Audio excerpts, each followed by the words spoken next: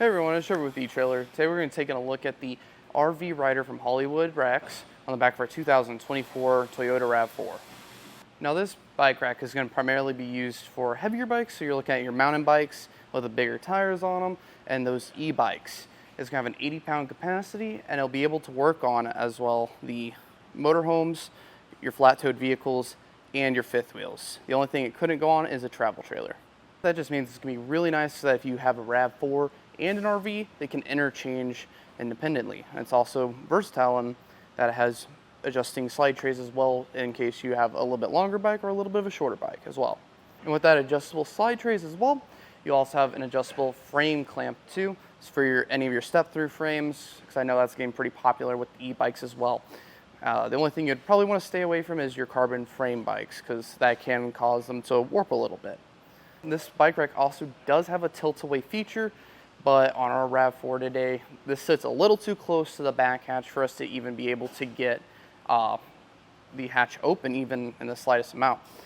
But with that being said, we can go ahead and take the bike off. And what I would start with is removing these wheel straps down here first. Once we take that frame clamp off, it's gonna be able to move side to side, and it'll be kind of more difficult to actually take these off once we do that. But all it is, little ratchet mechanism, you press on it, pull it out, and then for the frame clamp, it's just a hand knob. Just grab your frame of your bike when you do this, make sure it doesn't move on you, and just spin this knob until it loosens up. And then from there, all you have to do is kind of shimmy it off the bike here. Now, while we can't access the hatch with anything on here, we can if we lower the center section without the bikes on here. All you have to do that is just remove this knob on the back side and then remove the bolt, and it will fold down.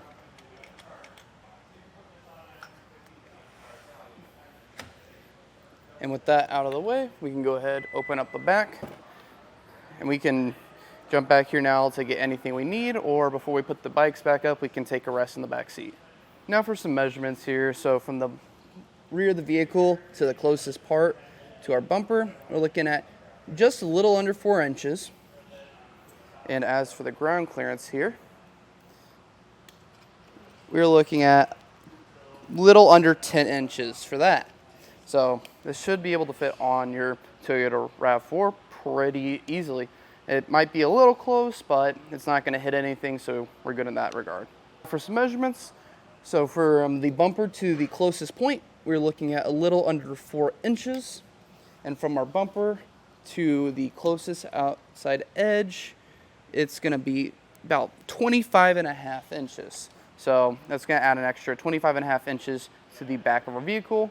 But with nothing loaded on this, we can also tilt it up to save some space there. And from the closest point of the bumper, we're looking at a little under 4 inches. So you should have plenty of room, and might be a little close, but. And now for some measurements on this bike rack. So from the bumper to the closest outside edge, we're looking at a little under 4 inches. And from the bumper to the closest outside edge, we're looking at about 25.5 inches. So you're going to add an extra 25.5 inches to the back of your vehicle. And now if you want to save some space when you don't have any bikes on there, it does has a tilt up function to give you that extra clearance. Now, since it does have that rise, we're not too worried about the ground clearance from the hitch side. We're more talking about from the bike rack itself. So the lowest point is going to be this bottom of this tube on this wheel tray. And we are looking at a little under 17 inches for that. So your bike rack should have no problem clearing almost anything. Even when you put some weight on this, it might sag a little bit, but it shouldn't be enough to make it hit the ground. Now about that tilting up part I was talking about, what we'll first have to do is loosen up the center section here and fold that down. And there are some included hook and loop straps here to actually hold it in place so you don't have to worry about that coming loose whenever you're driving down the road. So once you get that folded down here, you'll just reinsert this bolt into the upper position. And once we have that secured in place, we'll go ahead and get these clamps secured. So all you'll need to do, take it, wrap it underneath. So now to get the tilt up feature, we'll just have to remove this knob and then this pin right here.